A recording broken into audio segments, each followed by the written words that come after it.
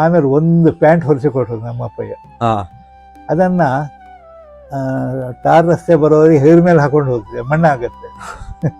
Car ತಗೊಂಡು ಬಂದ್ಬಿಟ್ಟು ಯಾರು ನನ್ನನ್ನು ಎಳ್ಕೊಂಡು ಬಂದು ಅವತ್ತು ಸಾಹಿತ್ಯ ಪರಿಷತ್ತಿನ ಅಧ್ಯಕ್ಷರಾಯಿತು. ನನ್ನನ್ನು ಅವ್ರು ಕೂರಿಸಿದ್ದು. ನೀವು ಕೂತದ್ದಲ್ಲ? ನಾನು ಕೂತಿದ್ದಲ್ಲ. ದೊಡ್ಡ ಕೆಲಸ ಮಾಡಿದವರನ್ನೇ ಪ್ರಪಂಚ ಮರೆಸಿಬಿಟ್ಟಿತ್ತು. ನಾವೇನು ಹಾಗಾಗಿ ಯಾವುದೇ ಮಂಡೆ ಬಿಸಿ ಇಲ್ಲ, ಮಂಡೆ ಬಿಸಿ ಇಲ್ಲ. ಪ್ರಭುಗಳೇ, ಇಂದಿನ ಶಿಕ್ಷಣ ವ್ಯವಸ್ಥೆಯಲ್ಲಿ ನೀವು ನೋಡಲು ಬಯಸುವ ಒಂದು ಬದಲಾವಣೆ ಏನು? ನಾನು ತುಂಬ ನಿರೀಕ್ಷೆ ಇಟ್ಕೊಂಡಿದ್ದೀನಿ.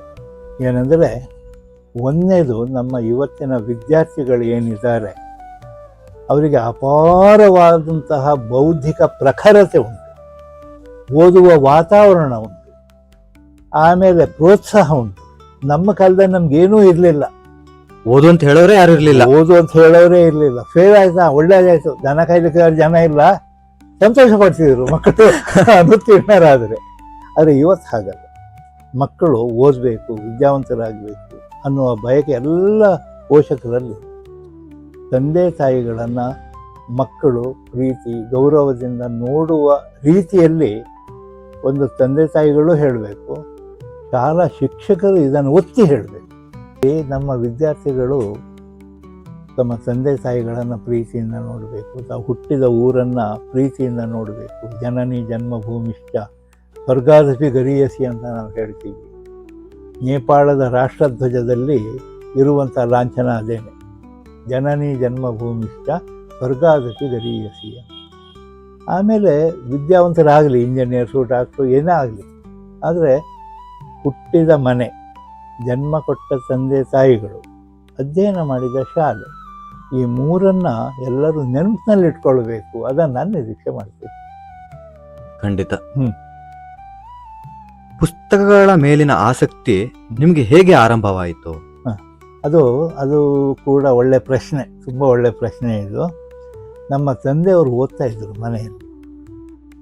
ಆಮೇಲೆ ಕೆಲವು ಪುಸ್ತಕಗಳನ್ನು ನನಗೆ ತಂದುಕೊಟ್ಟು ಇದನ್ನು ಓದು ಅಂತಿದ್ರು. ನನಗೆ ಇನ್ನೂ ನೆನಪಿದೆ, ಹಿಂದೂ ಸಂಘಟನೆ ಅಂತ ಒಂದು ಪುಸ್ತಕ. ಆದರೆ ನಾನು ಚಿಕ್ಕ ಹುಡುಗ ಆವಾಗ ಪ್ರಾಥಮಿಕ ಶಾಲೆಯಲ್ಲಿ ಓದ್ತಾ ಇದ್ದೆ. ಅದೇ ನನಗೆ ಕಥೆ ಅಲ್ಲ ಅದು. ಅವ್ರು ಒಂದು ಕೂಡ ಪುಸ್ತಕ ಹೀಗೆ ಹಿಡ್ಕೊಂಡು ಓದ್ತಿದ್ದೆ, ಓದಿ ಮುಚ್ಚಿಟ್ಬಿಟ್ಟು. ನಮ್ಮ ಥರನೇ ನೀವು ಮಾಡ್ತಿದ್ದೆ? ಹೌದು. ಆಮೇಲೆ ಪಂಚಾಮೃತ ಅಂತ ಒಂದು ಪತ್ರಿಕೆ ಬರ್ತಿತ್ತು. ಆಮೇಲೆ ನಾನು ಪ್ರಾಥಮಿಕ ಮಾಧ್ಯಮಿಕ ಶಾಲೆಯಲ್ಲಿ ಓದ್ತಾ ಒಂದು ಸಣ್ಣ ಕಪಾಟಿನಲ್ಲಿ ಒಂದು ಕಪಾಟು ಪುಸ್ತಕಗಳಿತ್ತು. ಪ್ರತಿ ಶನಿವಾರ ನಮ್ಗೆ ಒಂದೊಂದು ಪುಸ್ತಕ ಕೊಡ್ತಿದ್ರು ಓದಲಿಕ್ಕೆ, ಸಣ್ಣ ಸಣ್ಣ ಪುಸ್ತಕಗಳು. ಇನ್ನೂ ನೆನಪಿದೆ, ಮಾರಿಯ ಕಲ್ಲು ಅಂತ ಒಂದು ಪುಸ್ತಕ. ಇವೆಲ್ಲ ನಾನು ಆ ಕಾಲದಲ್ಲಿ ಓದಿ. ಅವಾಗ ಪದ್ಮರಾಜ್ ಅನ್ನೋರು, ನೋಡು ಇದು ಸಾಮರ್ಸೆಟ್ ಮಾಮ್ ಬರೆದ ಪುಸ್ತಕ, ಇದನ್ನು ನಿನಗೆ ಓದಬೇಕು. ಒಂದು ಸಲ ಗೋಪಾಲ್ ಗೌಡರು ಬಂದಿದ್ದರು, ನನ್ನನ್ನು ಕೇಳಿದರು, ಏನು ಓದ್ತಿದ್ಯಾ ಏನು, ನೀನು ಸಾಮರ್ಸೆಟ್ ಮಾಮ್ ಕಾದಂಬರಿಗಳನ್ನು ಓದಿದ್ಯೇನೋ ಅಂದರು. ನನಗೆ ಹೆಸರೇ ಗೊತ್ತಿಲ್ಲ. ನಾನು PUC ಓದ್ತಾ ಇದ್ದೆ, ಅಂದರೆ ಅವಾಗ 1 ವರ್ಷ ಇದ್ದಿದ್ದು. ಇಲ್ಲ, ನೀನು ಓದಬೇಕಾ ಜೀವನದಲ್ಲಿ ಸಾಮರ್ಸೆಟ್ ಮಾಮ್ ಇಲ್ಲಿದೆ ನೋಡು ಅಂತ ಈ ಒಂದು ಪುಸ್ತಕ ತೋರಿಸಿ. ಈಗ ನೋಡ್ತೀನಿ ರೇಜರ್ಸ್ ಎಡಿದ್ದಂತಿತ್ತು. ಆಮೇಲೆ ನನ್ನ ಕ್ಲಾಸ್ಮೇಟಿನ ಅಣ್ಣ ಪದ್ಮರಾಜ್ ಸಾಮರ್ಸೆಟ್ ಮಾಮ್ ಬರೆದು ಎಲ್ಲ ಪುಸ್ತಕಗಳನ್ನು ಅವರು ಓದಿದ್ರು. ನನಗೆ ಅವರು ರೇಜರ್ ಶೆಡ್ಗೆ ತಂದು ಕೊಟ್ಟರು. ಅದು ಮಧ್ಯದಲ್ಲಿ 2 ಭಾಗ ಆಗಿತ್ತು. ಇದು ನಾನಲ್ಲಿ ಬೀದಿ ಬದಿ ಕೊಂಡ್ಕೊಂಡಿದ್ದು, ಓದಿ ನೀನೇ ಇಟ್ಕೊ ಅಂತ. ನಾನು ಅದಕ್ಕೆ ಅಂಟು ಹಾಕಿ ಬಟ್ಟೆ ಹಾಕಿ ನಾನು ಇವತ್ತಿಗೂ ಇಟ್ಕೊಂಡಿದ್ದೀನಿ ಆ ಪುಸ್ತಕವನ್ನು. ಹೀಗಾಗಿ ನನಗೆ ಪುಸ್ತಕ ಪ್ರೇಮ ಬೆಳೀತು. ಮನೆಯಲ್ಲಿ ಇಷ್ಟು ದೊಡ್ಡ ಗ್ರಂಥಾಲಯ ನಿರ್ಮಿಸುವ ಕಲ್ಪನೆ ಹೇಗೆ ಬಂತು?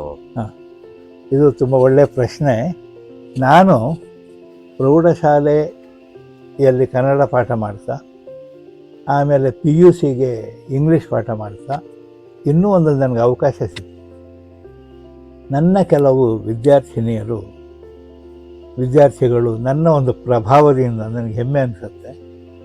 ಅವರು ಡಿಗ್ರಿನಲ್ಲಿ ಇಂಗ್ಲೀಷ್ ಸಾಹಿತ್ಯವನ್ನು ಐಚ್ಛಿಕವಾಗಿ ತಗೊಂಡು, ಆಮೇಲೆ ನನ್ನ ಒಂದು ಪ್ರೋತ್ಸಾಹದಿಂದ ಅವರು ಇಂಗ್ಲೀಷ್ನಲ್ಲಿ ಕನ್ನಡದಲ್ಲಿ MA ಮಾಡಿದರು. ಆದರೆ ಅವರೊಂದು ಮಾತು ಹೇಳಿದರು, ಸರ್ ನೀವು ಹೇಳಿದ್ದಕ್ಕೆ ಇಂಗ್ಲೀಷ್ ಮೇಜರ್ ತೊಗೊಂಡಿದ್ದೀನಿ, ಕನ್ನಡ ಮೇಜರ್ ತೊಗೊಂಡಿದ್ದೀನಿ, ಕನ್ನಡ MA ಸೇರಿದ್ದೀನಿ, ಇಂಗ್ಲೀಷ್ ಪಾಠ ಮಾಡೋ ಕೆಲಸ ನಿಮ್ಮದು ಅಂತ.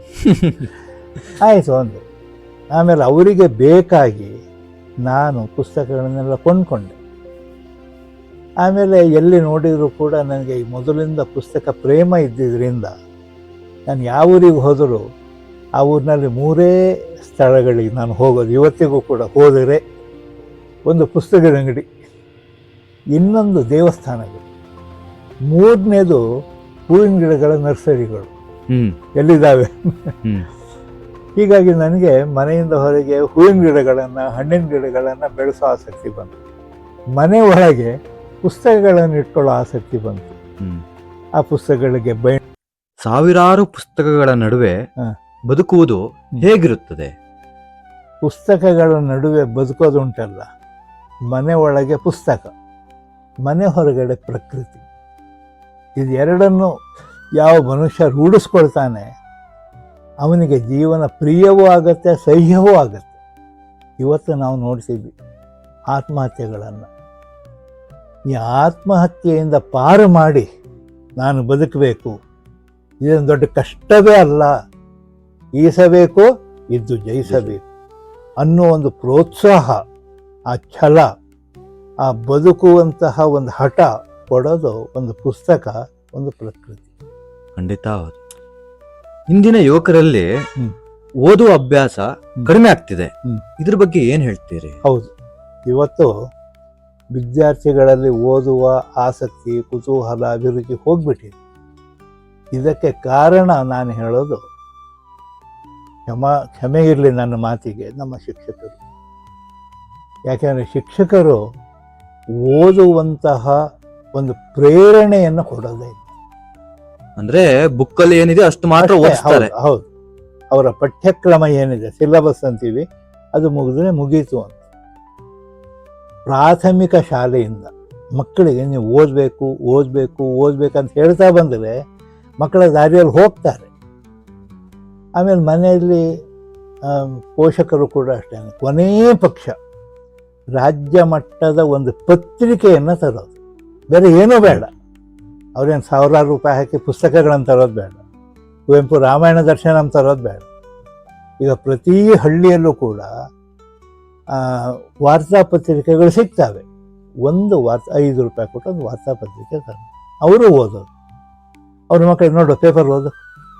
ನಾನು ಪಾಠ ಮಾಡೋದಕ್ಕಿಂತ ಮುಂಚೆ ಆ ಸಾಹಿತ್ಯ ಬಗ್ಗೆ ಒಂದು ಪೀರಿಯಡ್, ಪ್ರೌಢಶಾಲೆಯಲ್ಲಿ 40 ನಿಮಿಷ, ಕಾಲೇಜಿನಲ್ಲಿ ಒಂದೊಂದು ಸಲ 2 ಗಂಟೆ ಸಾಹಿತ್ಯ ಬಗ್ಗೆ ಹೇಳಿದ್ದುಂಟು ನಾನು.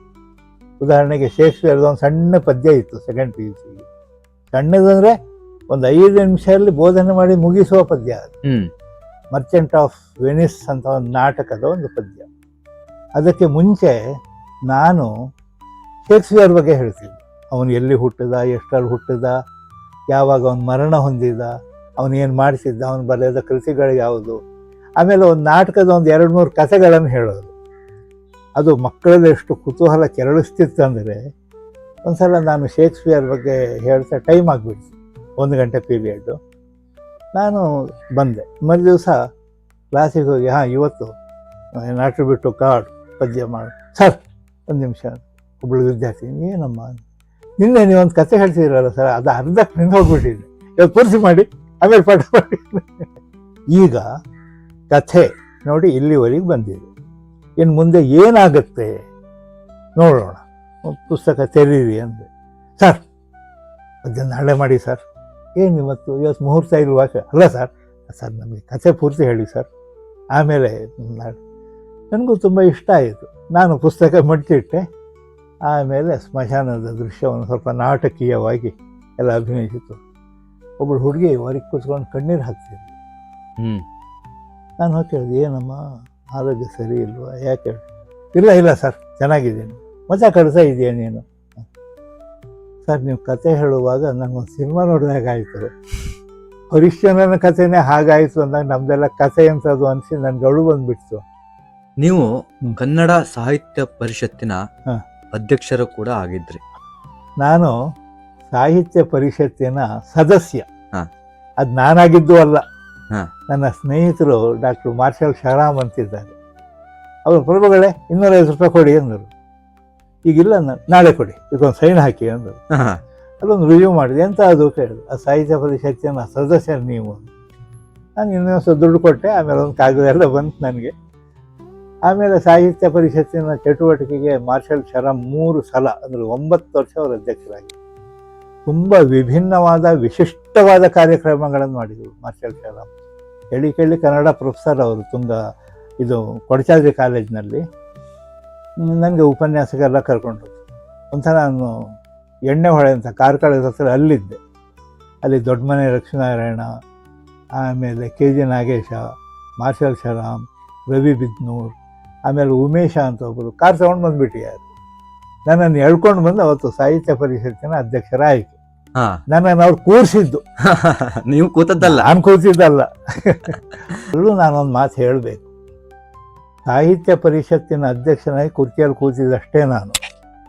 ಆದರೆ ತುಂಬ ಕೆಲಸ ಮಾಡಿದವರು ನಮ್ಮ ಹೊಸನಗರದ ಜನ.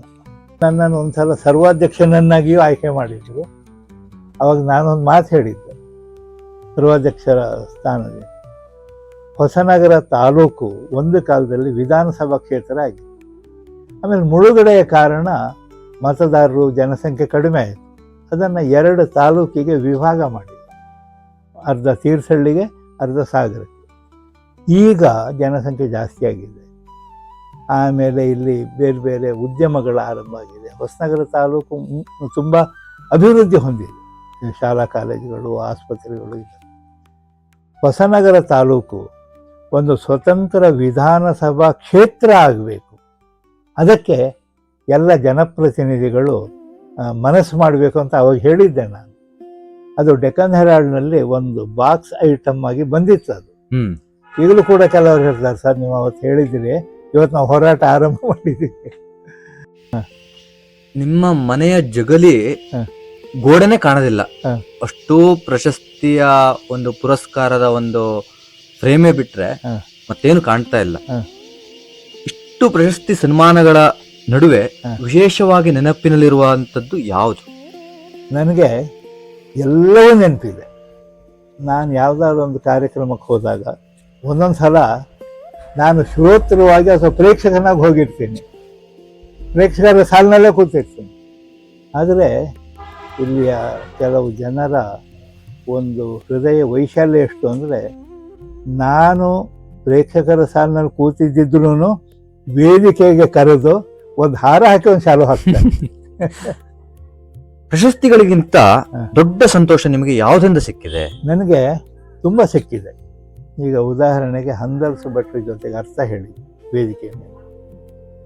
ಆಮೇಲೆ ನಮ್ಮ ಕಾಲದ ಬಹಳ ದೊಡ್ಡ ಯಕ್ಷಗಾನದ ಕಲಾವಿದರು ಶಂಕರನಾರಾಯಣ ಸಾಮಗರು, ರಾಮದಾಸ್ ಸಾಮಗರು, ಕೇಣಿ ಗೋಪಾಲಕೃಷ್ಣ ಭಟ್ರು, ಆನಂದ್ ಮಾಸ್ಟ್ರು, ಆಮೇಲೆ ನನ್ನ ಗುರುಗಳು ಹಂದಲ್ಸು ಭಟ್ರು, ನಿವಣೆ ಗಣೇಶ್ ಭಟ್ರು, ಆಮೇಲೆ ಎಮ್.ಎ. ಹೆಗಡೆಯವರು, ಈಗ ಇರುವಂಥ ಡಾಕ್ಟರ್ ಎಂ ಪ್ರಭಾಕರ ಜೋಶಿಯವರು, ಕೆರೆಕೈ ಉಮಾಕಾಂತ ಭಟ್ರು, ಇನ್ನೂ ತುಂಬ ಜನ ಇದ್ದಾರೆ.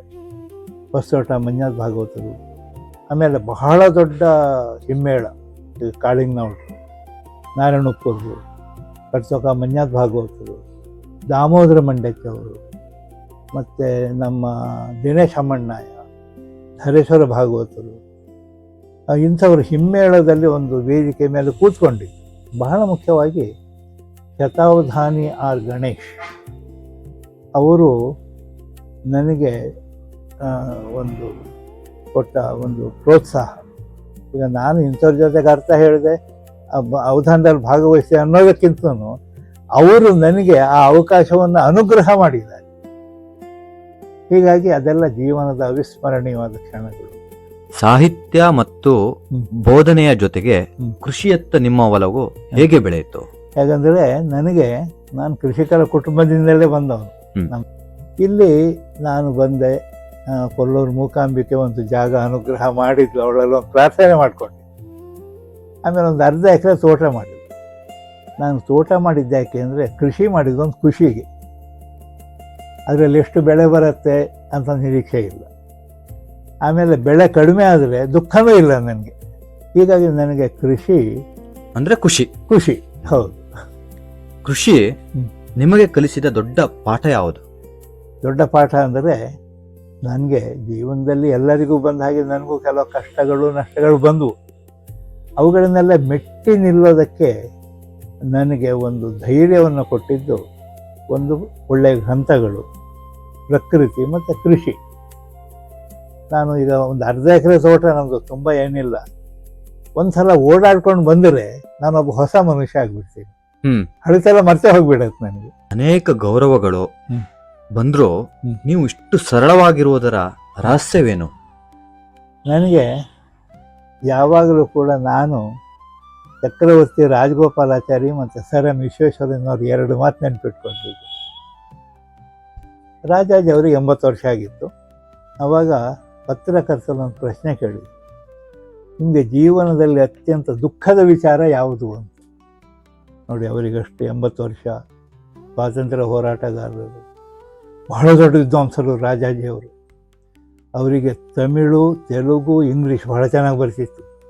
ವ್ಯಾಸ ಭಾರತ, ವಾಲ್ಮೀಕಿ ರಾಮಾಯಣ ಅದೆಲ್ಲ ಇಂಗ್ಲೀಷ್ನಲ್ಲಿ ಬರೆದಿದ್ದಾರೆ. ಅಷ್ಟು ಒಳ್ಳೆ ಇಂಗ್ಲೀಷ್ ಭಾಷೆ ಅವರು. ಅವ್ರು ಸ್ವಲ್ಪ ಹೊತ್ತು ಆಲೋಚನೆ ಮಾಡಿ, ಏನಿಲ್ಲ, ಒಂದೇ ಒಂದು ದುಃಖದ ಸಂಗತಿ ಇದೆ. ಏನು ಕೇಳಿದ್ರು. ಟಾಲ್ಸ್ಟಾಯ್ ಬರೆದ ವಾರ್ ಆ್ಯಂಡ್ ಪೀಸ್ ಒಂದು ಓದಲಿಕ್ಕಾಗಲೇ ಇಲ್ಲ. ಈಗ ಓದೋಣ ಅಂದರೆ ಕಣ್ಣು ಕಾಣೋದಿಲ್ಲ, ಅದೇ ಒಂದು ದುಃಖ. ಸರ್ ಎಂ ವಿಶ್ವೇಶ್ವರಯ್ಯನವರು 85-90 ಪ್ರಾಯದಲ್ಲಿ ಅವರ ಅಣ್ಣನ ಮಗನೋ ತಮ್ಮನ ಮಗನೋ, ನಾನು ಮದ್ರಾಸಿಗೆ ಹೋಗ್ತಾ ಇದ್ದೀನಿ ಅಂದರೆ ಈಗಿನ ಚೆನ್ನೈ, ಅಲ್ಲಿಂದ ಏನು ತರಬೇಕು ಅಂತ ತಮಾಷೆ ಕೇಳಿದ್ದಂಥವ್ರು. ತಕ್ಷಣ ಪಕ್ಕದಲ್ಲಿರೋ ಇಂಗ್ಲೀಷ್ ಪೇಪರ್ ಎತ್ಕೊಂಡು, ನೋಡು, ಒಂದು ಹೊಸ ಇಂಗ್ಲೀಷ್ ಡಿಕ್ಷನರಿ ಬಿಡುಗಡೆ ಆಗಿದೆಯಂತ, ಇದು ತೊಗೊಂಡು ಬಾ. ಹೊಸ ಶಬ್ದಗಳು ಯಾವುದ್ಯಾವ ಸೇರ್ಪಡೆ ಆಗಿದ್ದಾವೆ ಇಂಗ್ಲೀಷ್ ಭಾಷೆಗೆ ಅಥವಾ ನೋಡಬೇಕು ಅಂದಿದ್ರು. ಆವಾಗ ಅವ್ರ ವಯಸ್ಸೇನು ಅದು. ಆಮೇಲೆ ನಮ್ಮ ಶತಾವಧಾನಿ ಆರ್ ಗಣೇಶ್, ಅವ್ರ ಜ್ಞಾನ ಎಷ್ಟು, ಏನು ಮೂರ್ತಿರಾಯರು, ನಾನು ಡಾಕ್ಟ್ರೇಟ್ ಮಾಡಿದ್ದ ಅವರ ಕೃತಿಗಳ ಬಗ್ಗೆ.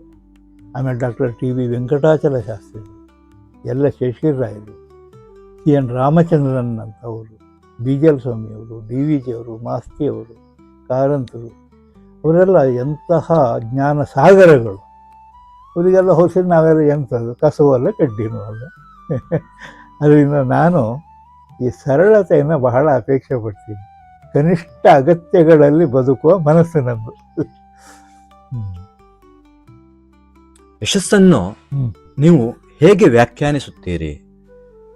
ನಾವು ಒಂದೊಂದು ವೃತ್ತಿಯನ್ನು ಮಾಡ್ತೀವಿ. ಯಾಕೆಂದರೆ ಪ್ರತಿಯೊಬ್ಬ ಮನುಷ್ಯನಿಗೂ ಒಂದು ವೃತ್ತಿ ಬೇಕು. ಹೌದು. ಆ ವೃತ್ತಿಯಲ್ಲಿ ಒಂದು ನಿಷ್ಠೆ, ಪ್ರೀತಿ ಬೇಕು, ಗೌರವ ಬೇಕು. ಈ ವೃತ್ತಿ ನನಗೆ ಅನ್ನ ಕೊಟ್ಟಿದೆ, ನನ್ನ ಕುಟುಂಬಕ್ಕೆ ಅನ್ನ ಕೊಟ್ಟಿದೆ ಅನ್ನುವಂಥ ಭಾವನೆ ಇದ್ದರೆ ಅದೇ ಯಶಸ್ಸು. ಅವನು ಮಾಡುವಂಥ ಎಲ್ಲ ಕೆಲಸ ಕಾರ್ಯಗಳಲ್ಲೂ ಕೂಡ ಅವನು ಸಫಲನಾಗ್ತಾನೆ. ಜೀವನದಲ್ಲಿ ಎದುರಿಸಿದ ಕಠಿಣ ಸಂದರ್ಭಗಳು ಯಾವುದು? ಅದನ್ನು ಹೇಗೆ ಎದುರಿಸಿದ್ರಿ? ಜೀವನದಲ್ಲಿ ಅತ್ಯಂತ ಕಠಿಣವಾದ ಸಂದರ್ಭ ಅಂದರೆ, ಮುಂಚೆಯಿಂದನೂ ಜೀವನ ಕಠಿಣವಾಗಿಯೇ ಇತ್ತು. ಯಾಕೆಂದರೆ ನಾನು ಡಿಗ್ರಿ ಆಗುವಾಗ ಪಂಚೆಯಲ್ಲೇ ಹೋಗ್ತಿದ್ದೆ. ಆಮೇಲೆ ಒಂದು ಪ್ಯಾಂಟ್ ಹೊಲಿಸಿಕೊಟ್ರು ನಮ್ಮಪ್ಪಯ್ಯ. ಅದನ್ನು ಟಾರ್ ರಸ್ತೆ ಬರೋರಿಗೆ ಹೇರ್ ಮೇಲೆ ಹಾಕೊಂಡು ಹೋಗ್ತಿದ್ದೆ, ಮಣ್ಣಾಗತ್ತೆ. ಆಮೇಲೆ ಚಪ್ಪಲಿ ಇರಲಿಲ್ಲ ಕಾಲಿ. ಆಮೇಲೆ ನನಗೆ 3 ಜನ ತಂಗಿಯರು.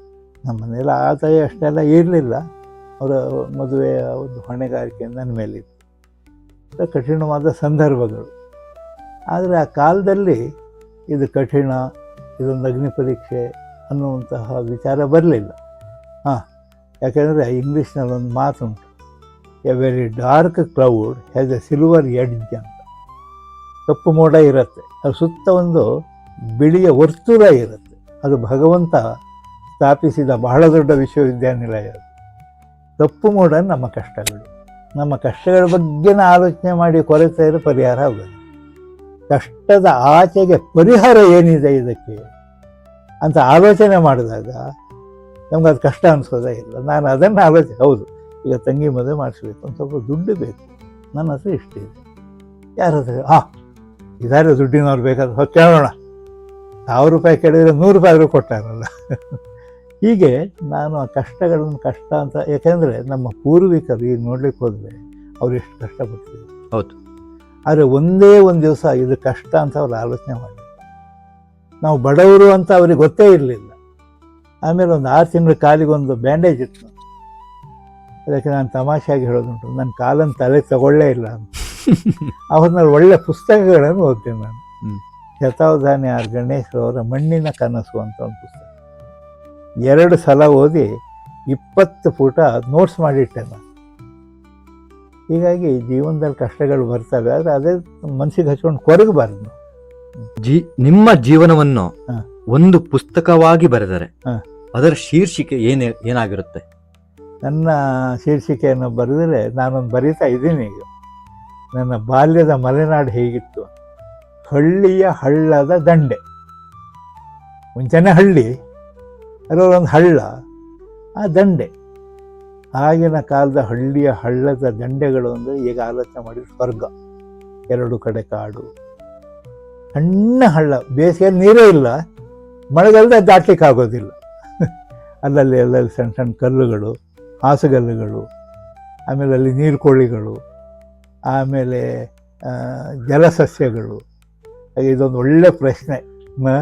ನಾನು ಅದಕ್ಕೆ ಹಳ್ಳಿಯ ಹಳ್ಳದ ದಂಡೆ. ನಿಮ್ಮ ನಂತರ ಜನರು ಹ. ನಿಮ್ಮನ್ನು ಹೇಗೆ ನೆನಪಿಸಿಕೊಳ್ಳಬೇಕು ಎಂದು ಬಯಸುತ್ತೀರಿ? ನನಗೆ ನಿಜ ಹೇಳಬೇಕಂದ್ರೆ ಜನ ನನ್ನನ್ನು ಮರಿಬೇಕು ಅಂತಲೇ ಆಲೋಚನೆ ಮಾಡೋದು. ಯಾಕಂದ್ರೆ DVG ಅವರೇ ಬರಲಿಲ್ಲ. ಅಕ್ಕಿಯೊಳಗನ್ನವನು ಮೊದಲಾರು ಕಂಡವರು, ಅವರನ್ನೇ ಮರ್ತಿದ್ದೀವಿ. ಅಕ್ಕರದ ಬರಹಕ್ಕೆ ಮೊದಲಿಗನದಾರು, ಪ್ರಪಂಚಕ್ಕೆ ಅನ್ನ ಮತ್ತು ಅಕ್ಷರ ಕೊಟ್ಟವನ್ನೇ ನಾವು ಮರೆತು ಬಿಟ್ಟಿದ್ದೀವಿ. ಬರಹಕ್ಕೆ ಮೊದಲಿಗನದಾರು, ಲೆಕ್ಕವಿರಿಸಿಲ್ಲ ಜಗ ತನ್ನಾದಿ ಬಂಧುಗಳ ದಕ್ಕುವುದೇ ನೆನೆಗೆ ಜಸ ಮಂಕುತಿಮ್ಮ. ಅದನ್ನು ಓದಿದಾಗ ನಾವೆಲ್ಲ ಎಂಥದ್ದು ಸಮಾಜದಲ್ಲಿ ಯಾವ ದೊಡ್ಡ ಕೆಲಸನೂ ಮಾಡಲಿಲ್ಲ, ದೊಡ್ಡ ಕೆಲಸ ಮಾಡಿದವರನ್ನೇ ಪ್ರಪಂಚ ಮರೆತು ಬಿಟ್ಟಿದೆ. ನಾವೇನು ಹಾಗಾಗಿ ಯಾವುದೇ ಮಂಡೆ ಬಿಸಿ ಇಲ್ಲ. ಮಂಡೆ ಬಿಸಿ ಇಲ್ಲ. ಪ್ರಭುಗಳೇ, ಹ್ಮ್. ನೀವು ಇಷ್ಟು ವರ್ಷ ಜೀವನವನ್ನ ನೋಡಿದ್ದೀರಿ. ಹ್ಮ್. ಜೀವನದಲ್ಲಿ ತುಂಬಾ ಮುಖ್ಯವಾದದ್ದು ಏನು? ನನ್ನ ದೃಷ್ಟಿಯಲ್ಲಿ ಜೀವನದಲ್ಲಿ ತುಂಬ ಮುಖ್ಯವಾಗಿರೋದು ನಾವು ಕನಿಷ್ಠ ಅಗತ್ಯಗಳಲ್ಲಿ ಬದುಕುವಂತಹ ಒಂದು ಮನೋಭಾವ. ಅಂದರೆ ಯಾವ ದೊಡ್ಡ ಆಸೆಗಳು ಇರಬಾರ್ದು ನನಗೆ, ಅದು ಒಂದು. ಇನ್ನೊಂದು ಒಂದು ನೆಮ್ಮದಿ. ನಮಗೆ ಒಂದು ಸಣ್ಣ ಕಷ್ಟ ಬಂತು ಅಥವಾ ದೊಡ್ಡ ಕಷ್ಟ ಬಂತು, ಅವ ಕುಗ್ಗಬಾರ್ದು. ಮತ್ತು ಇನ್ನೊಂದು ಮುಖ್ಯವಾದ ವಿಚಾರ ಏನಂದರೆ, ನನ್ನ ಹತ್ರ ಅದಿಲ್ಲ, ಇದಿಲ್ಲ, ಕಾರಿಲ್ಲ, ಬಂಗಾರ ಇಲ್ಲ, ದುಡ್ಡು, ಅದಕ್ಕೆ ಕೊರಗಬಾರ್ದು. ಅದು ಬಹಳ ಮುಖ್ಯ ನನ್ನ ದೃಷ್ಟಿಯಲ್ಲಿ. ಇಂದಿನ ಯುವ ಪೀಳಿಗೆಗೆ ಹ್ಮ್. ನಿಮ್ಮ ಒಂದು ಕಿವಿ ಮಾತು. ಇವತ್ತಿನ ಯುವ ಪೀಳಿಗೆಗೆ ಹೇಳುವಂಥದ್ದು ಬೇಕಾದಷ್ಟು ಉಂಟು. ನಾನು ಮೊದಲೇ ಹೇಳಿದ್ದೀನಿ, ಇವತ್ತಿನ ಯುವಕರು ಅಂತ ಹೇಳಿದರೆ ಅವರು ಈ ದೇಶದ ಬೆನ್ನೆಲುಬುಗಳು. ಭವಿಷ್ಯ ಭಾರತದ ಬಗ್ಗೆ ಆಲೋಚನೆ ಮಾಡಬೇಕು. ನಮ್ಮ ಇವತ್ತಿನ ಯುವ ಜನಾಂಗ ಮೊದಲು ಆಲೋಚನೆ ಏನು ಮಾಡಬೇಕಂದ್ರೆ, ಇವತ್ತಿನ ಒಳ್ಳೆಯ ವರ್ತಮಾನ ನಾಳೆ ಒಳ್ಳೆಯ ಭವಿಷ್ಯಕ್ಕೆ ಕಾರಣ. ಒಳ್ಳೆಯ ವರ್ತಮಾನದಲ್ಲಿ ಅವರು ಬದುಕಬೇಕು. ಈ ಇಂದ್ರಿಯ ವಿಲಾಸದ ಅಥವಾ ಇಂದ್ರಿಯ ಸುಖದ ಬೆನ್ನು ಬೀಳಬಾರ್ದು ಅವರು. ಸುಮಾರು ಒಂದು 30 ವರ್ಷ ಆಗುವವರಿಗೆ ಒಂದು ಕಟ್ಟುನಿಟ್ಟಿನ ಒಂದು ಸಂಯಮದ ಜೀವನವನ್ನು ಅವ್ರು ನಡೆಸಬೇಕು. ನಮ್ಮ ಕರ್ತವ್ಯ ಏನು, ನಮ್ಮ ಹೊಣೆಗಾರಿಕೆ ಏನು, ಇವತ್ತು ನಮ್ಮ ಹೊಣೆಗಾರಿಕೆ ಏನು ಅನ್ನೋದನ್ನು ಆಲೋಚನೆ ಮಾಡಬೇಕು. ಯಾಕೆಂದರೆ ನನ್ನ ದೃಷ್ಟಿಯಲ್ಲಿ ಮನುಷ್ಯ ಹುಟ್ಟಿದ ಕೂಡಲೇ ಅವನ ಹೆಗಲನ್ನು ಏರೋದು ಹೊಣೆಗಾರಿಕೆ. ಆ ಹೊಣೆಗಾರಿಕೆಯಿಂದ ನಾವು ತಪ್ಪಿಸ್ಕೊಳ್ಳೋ ಹಾಗೆ ಇಲ್ಲ. ನಾವು ಸಾಯ ತನಕ ನಮ್ಮಿಂದ ಇರುತ್ತೆ. ನಮ್ಮ ಹೊಣೆಗಾರಿಕೆಯ ಹೊರೆ ಕಡಿಮೆ ಆಗೋದು ಯಾವಾಗ ಅಂದರೆ, 4 ಜನರ ಹೆಗಲಿಗೆ ನಾವು ಹೊರೆ ಆಗ್ತೀವಲ್ಲ ಅವಾಗ.